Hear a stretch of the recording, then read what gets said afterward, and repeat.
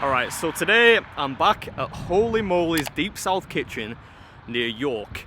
And if you've been watching the channel a while, you might know that I've done a couple of their food challenges before. But today they've invited me back to take on their special Christmas challenge. So that's what we're doing today.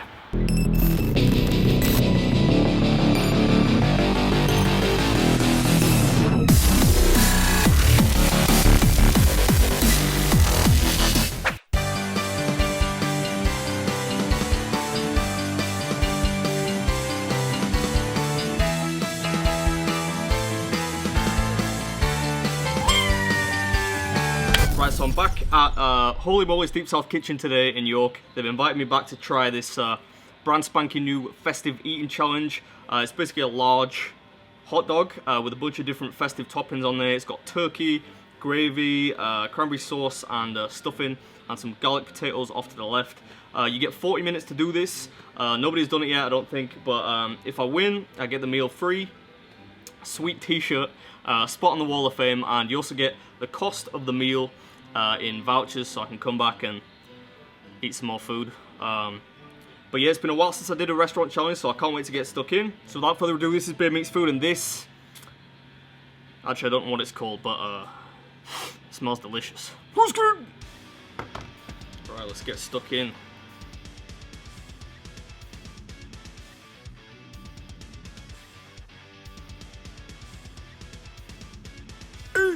What's happening, Beard Army? Welcome to another video in the Have Yourself a Hairy Little Christmas mini-series. And this is a cool Christmas food challenge. Not a lot of restaurants do these, but here at Holy Moly's Deep South Kitchen, they're really committed to the whole man versus food idea, as you can see by some of the signage at the beginning. There's a Wall of Fame in the background there. And this was basically a really big, dense, large, supermassive hot dog topped with a bunch of Christmassy stuff like stuffing, pulled turkey, some kind of peppery gravy, cranberry sauce, and some, I think that's crispy onion on top. And there was some garlic potatoes off to the side there. And this was way more difficult than I thought it was going to be in the first place. I needed a lot of water to get this down. Don't really know how to start with the hot dog. The garlic, oh man, look at that. That is a sexy shot right there. Just showing the hot dog up close to both cameras for some reason. But it was delicious. I mean, it looks pretty delicious. But the cranberry sauce definitely helped, you know. I love sweet stuff, so certainly when I get like halfway through this hot dog and I'm starting to get tired of the flavour of the cranberry sauce, really helps switch it up a little bit.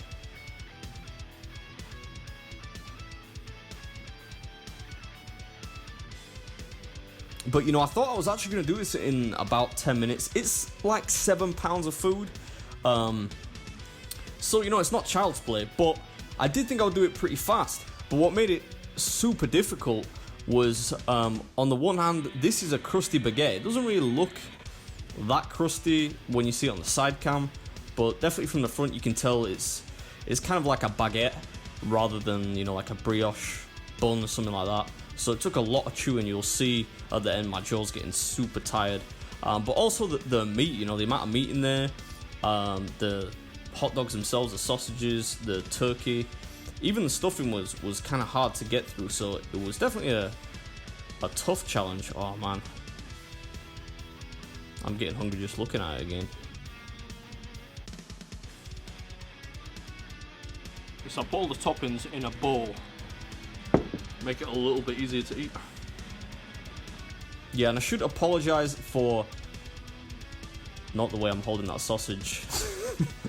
Okay, I'll apologise for that too. But I should apologise because of how close the shot is kind of framed. I didn't actually intend to do this. I was just at the restaurant taking some pictures of some of their Christmas specials. And one of the staff there was trying to goad me into doing this. Nobody had finished it yet. So I thought I'd give it a bash, but because of that, I didn't have my monopod with me, so I just had like my tabletop tripod, so it's a little closer to food. I apologize about that, but it's not the end of the world. I'm just putting some of the toppings in a bowl there, and I'll bring the bowl back in a second. Anyway, I'm not going to talk through the rest of the video. Finish with that plate now. I hope you enjoy it, and as always, I'll catch you at the end.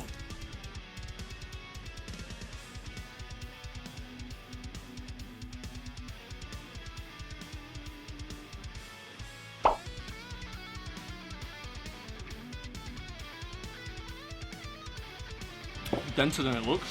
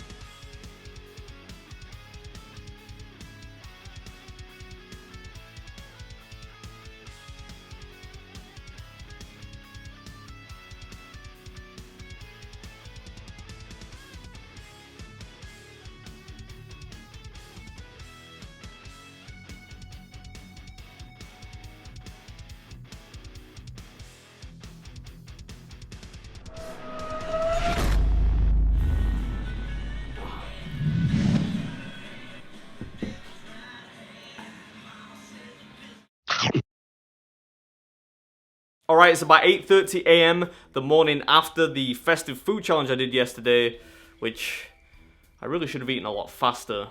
It was a terrible performance. And you have to excuse my rather disheveled looking appearance because I just got back from the gym. And ever since I started this journey, for as long as I can remember, people have been asking for me to do workout videos or at least show some training footage. And I've always been really apprehensive or reluctant to do that for a number of reasons. First, this is an eating channel, right? I've got no intention on making this more of a fitness and lifestyle vlog or anything like that. I don't want to alienate the people that come here for the primary reason to see some food destruction, laugh at some of my terrible jokes, just relax, be entertained for a couple of minutes of the day. That's my main purpose, so I'm never going to move away from that. Second, the YouTube fitness community is so saturated with a lot of terrible channels, but some really, really good ones too, which put out some great information. And personally, although I know a lot about exercise, nutrition, stuff like that, there's very little in terms of instructional videos that I could put out there, which isn't out there already, that you could learn from somebody much more qualified than me. Third, and most importantly, my training is super functional and actually really dull. So if you're looking for one of those motivational macho channels where they're like, come on, give me one more rep. Come on, you got to overtrain for massive gains. Pump some iron. Then this is the wrong place. You're not going to see that here. But I made a real commitment lately to giving you guys things that you've asked for. So I thought I would include a little bit of my training this morning in one of my vlogs, talk over it a little bit, and just explain to you guys how my training fits in with the whole eating thing. Let's do it.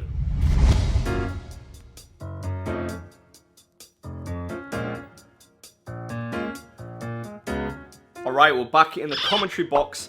This time I'm talking over some training footage, which feels kind of weird to me because the last time I did this, I was talking over some eating footage, and I'm a much better eater than I am a weightlifter, or whatever you want to call it. You can see I'm starting off with a warm-up here. I didn't include the full warm-up routine because it's a little bit boring, but I warm up doing a couple of different things, but this, for me, is the most important movement.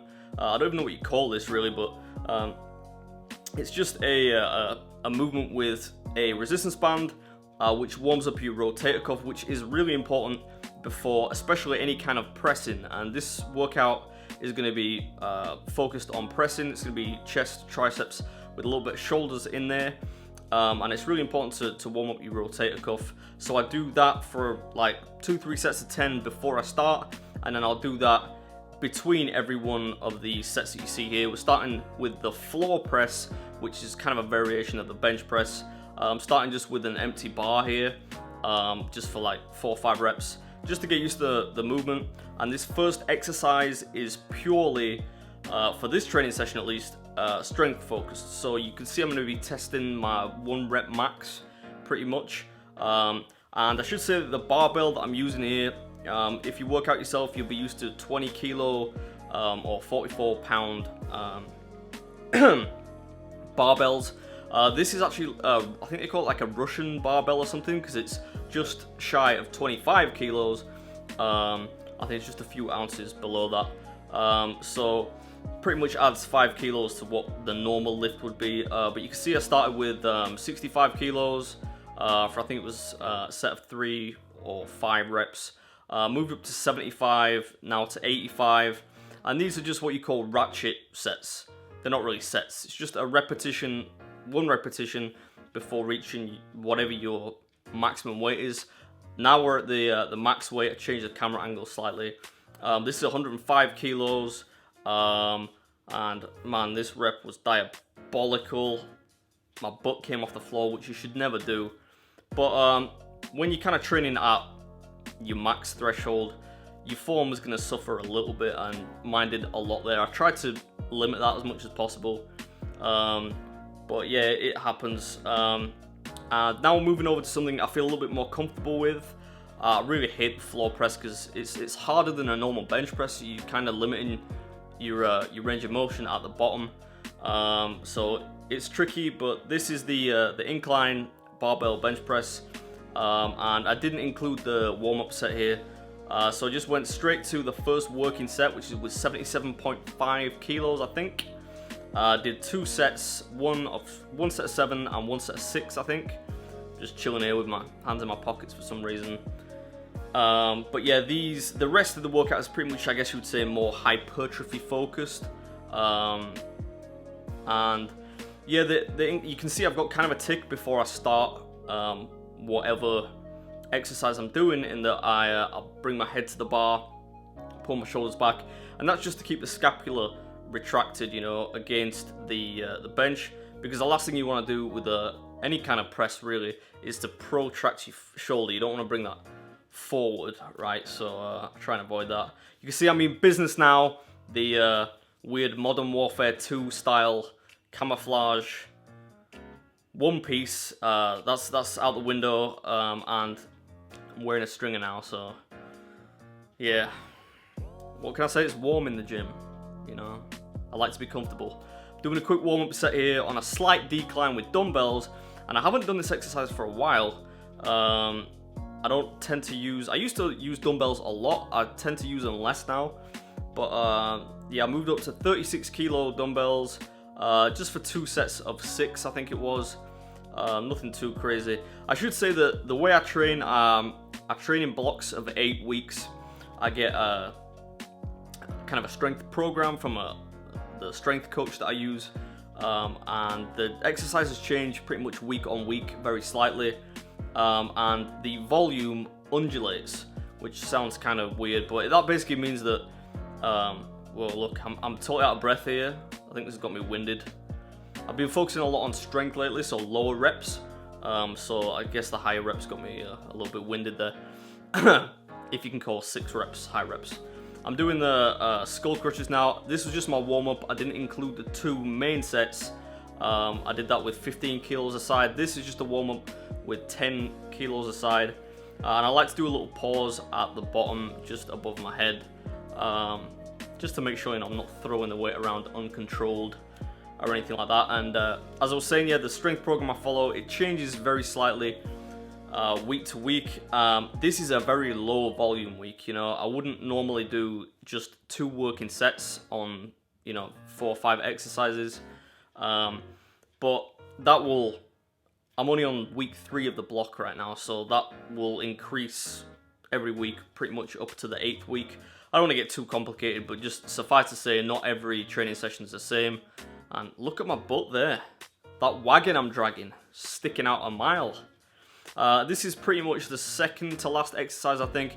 Just did a really light seated shoulder press, 45 kilos, I think. Again, nothing wild. But yeah, this is pretty much what my training looks like. I told you it was boring. Just really functional. No cardio. I'm not advocating that you don't do cardio, but for me right now, I'm not doing it. And I used to train a lot longer, you know. I used to train for 2 hours. Pretty much I would do 7 exercises, 4 sets of 10 reps on each one. And you can see my training volume is a lot less now. And this is pretty much how I train, you know. Finishing off here with some face pulls, just for shoulder mobility and health, you know, prevent injury. Because I've done a lot of pressing on this day. But that's pretty much it. Nothing crazy. You could do it too. Stay in shape. It's not hard. Thanks for watching.